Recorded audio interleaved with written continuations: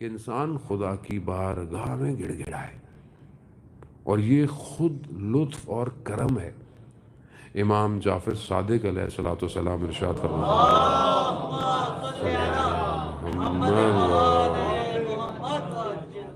اپنی ایک دعا کے اندر، بحر الانوار کے اندر ہے، اس کا ایک حصہ یہ ہے کہ پروردگار تو مجھے اس تقصیر سے، یعنی اس کمی سے، انسان ہوتا ہے نا، انسان کی زندگی میں کوئی نہ کوئی چیز کی جب کمی ہوتی ہے، جب اس کی زندگی میں کوئی چیز شارٹیج ہوتی ہے، تو کیا کرتا ہے، وہ اس کو کور کرنا چاہتا ہے، وہ اس کے پیچھے بھاگتا ہے۔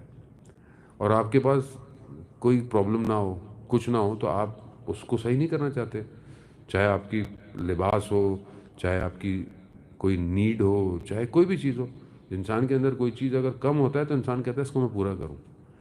امام فرماتے ہیں کہ خدا میں کبھی مجھے ایسا نہ کرنا، میں ہمیشہ تیری بارگاہ میں اس کمی کو محسوس کروں، یعنی ہر وقت میری زندگی میں کوئی ایسی چیز ہو کہ میں تیری بارگاہ میں گڑ گڑاتا رہوں۔ ہم اپنی زندگی میں دیکھیں، جب ہمیں کوئی مشکل پڑتی ہے تو مولانا وظیفہ دے دے، مولانا دعا دے دے، کوئی نماز بتا دیں، اور پھر ہم پڑھتے رہتے ہیں، اور جب ہمارے کام وام پورے ہو جاتے ہیں پھر بھول گئے، پھر کوئی مشکل آتی ہے۔ تو امام چاہتے ہیں کہ ایسی زندگی کا کوئی دن ہو ہی نہیں کہ جہاں میں اس کمی کو محسوس نہ کروں، اس سے باہر نہ نکال مجھے پروردگار۔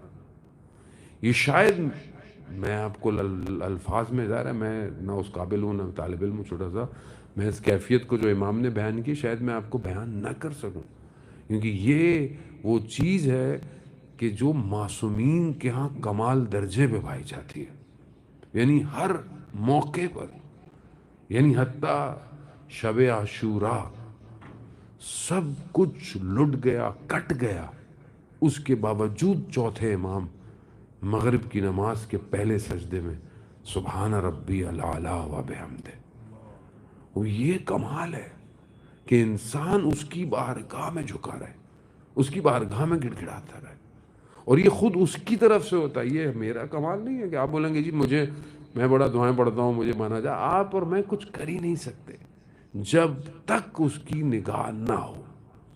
وہ جب اپنی نگاہ کرم کرتا ہے تبھی تو وہ ایک شہید اپنے وصیت نامے میں یہ لکھتا ہے نا کہ پروردگار، وہ جنگ میں جاتا ہے اور اس کو تبدیل ہو جاتا ہے، تو وہ جنگ میں جاتا ہے اور شہادت چاہتا ہے، تو شہادت نہیں ہو رہی ہوتی، تو وہ بڑے عاشقانہ طریقے سے خدا کی بارگاہ میں گفتگو کرتا ہے کہ پروردگار تو مجھ سے محبت کرتا تھا، تو مجھے اٹھانا چاہتا تھا اور میں رات کو کروٹیں بدل دیتا تھا، تو چاہتا تھا میرے سے بات کرے، اب میں تیری طرف آنا چاہتا ہوں، اب تو ناز کر رہا ہے، اب تو مجھے تڑپا رہا ہے۔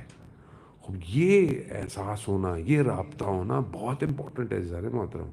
انسان کی زندگی گزر جائے اور انسان بڑھاپے کی طرف چلا جائے، قبر میں اتر جائے، اور انسان اس لذت کو محسوس نہ کرے کہ اس کی بارگاہ میں جانے کی کیا لذت ہے، مناجات کی کیا کیفیت ہے۔ انسان کی زندگی گزر جاتی ہے، انسان وہ 15 مناجاتیں نہیں پڑھتا، وہ مناجات جو مفاتی کے سٹارٹ میں ہی ہیں، یا شیعہ ٹول کٹ میں، یا ڈیوائن پلس میں، اور چھوٹی چھوٹی سی ہیں۔ اب سوچیں کتنا بڑا خزانہ ہے، اور انسان کے پاس ٹک ٹاک اور انسٹاگرام اور یوٹیوب اور پتہ نہیں کیا کیا دیکھنے کا ٹائم ہے، ٹھیک ہے، لیکن قالہ امام سجاد دیکھنے کا ٹائم نہیں ہے، اور وہ ہیں بھی ہمارے لیے، اپنے لیے۔ مناجات تائبین میں مولا خدا کی بارگاہ میں کیا کہہ رہے ہیں، پروردگار میں نے گناہوں کی ذلت کے لباس کو پہنا ہوا ہے، تو کرم نہیں کرے گا تو کون کرے گا؟ تو اس وجود کو اس کے آگے آپ کو گرانا ہے، مجھے جتنا گرے گا اتنا وہ اٹھائے گا اور وہ خود لے کے جائے گا جانے محترم۔ بہرحال انسان شب جمعہ ہے اور بہت ضروری ہے کہ انسان جو ہے وہ بہرحال اپنی آخرت کی طرف جو ہے وہ متوجہ رہے، اور یہی عبادت اس کی قبر کو جو ہے وہ روشن کرتی ہے جانے محترم۔ بہرحال چھوٹی چھوٹی سی نیکیاں انسان کی ہوتی ہیں۔ ایک خاتون کہ جنہیں لائف آفٹر ڈیتھ کا تجربہ ہوا اور کوما میں چلی گئیں، اور بہت سارے لوگوں کو تجربہ ہوتا ہے، عالم برزخ کو لوگ دیکھتے ہیں، پھر واپس آ جاتے ہیں. وہ کہتی ہیں کہ میں نے عالم میں اپنے آپ کو عالم برزخ میں دیکھا، میرے پیچھے بھیڑیے بھاگ رہے تھے اور میں فرار کر رہی تھی اور میرے آگے دیوار آ گئی، یعنی نو وے آؤٹ. تو میرے وجود سے وہی جملہ نکلا جو میں زندگی میں میرے وجود سے نکلتا تھا، یا حسین. جیسے ہی یا حسین نکلا تو دیوار سے ایک ہاتھ آیا اور وہ مجھے بچا کے لے گیا. تو اب آپ اور میں دیکھیں کہ ہم آٹو موڈ پہ کیا بولتے ہیں. وہ ظاہر ہے جو انسان کے اندر ہے آٹو موڈ پہ وہی نکلتا ہے. جرمنی میں ایک سرجن تھا، وہ مسلمان ہو گیا. اس نے پوچھا کہ بھائی کیا وجہ مسلمان ہونے کی؟ تو اس نے بولا کہ ظاہر ہے میں نے بڑے بڑے لوگوں کے آپریشن کیے تھے اور مختلف لوگ تھے ہر دنیا کے زندگی کے طبقے سے. تو اس میں دوسرے مذہب کے جو بڑے بڑے لوگ تھے، ریلیجن تھے، پریسٹ تھے، فادر تھے، ان کے بھی میں نے کیے.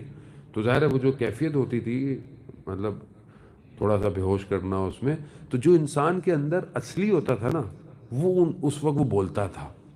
تو یہ جتنے بھی میں نے لوگوں کو کیے یہ ظاہری مذہبی لوگ تھے بڑے، لیکن یہ ان کی گفتگویں عجیب عجیب سی ہوتی تھی. کہہ رہا میں نے غالباً آیت اللہ ملانی کا جو ہے وہ آپریٹ کیا. تو میں نے جب اس حالت میں انہیں آپریٹ کیا تو اس حالت میں بھی وہ ذکر الہی کر رہے تھے. یعنی آپ بائی ڈیفالٹ کس پہ فٹ ہیں؟ آپ موبائل کی بائی ڈیفالٹ سیٹنگ کرتے تھے نا، واپس آ جاتا ہے کمپنی فیکٹری اسٹور. تو ہم اپنے آپ کو بائی ڈیفالٹ کیا کر رہے ہیں کہ جب ہمیں ٹچ کیا جائے تو اندر سے کیا نکلے؟ یا صاحب الزمان نکلتا ہے کہ نہیں نکلتا؟ یا علی نکلتا ہے کہ نہیں نکلتا؟ یا حسین نکلتا ہے کہ نہیں نکلتا؟ بہت امپورٹنٹ ہے.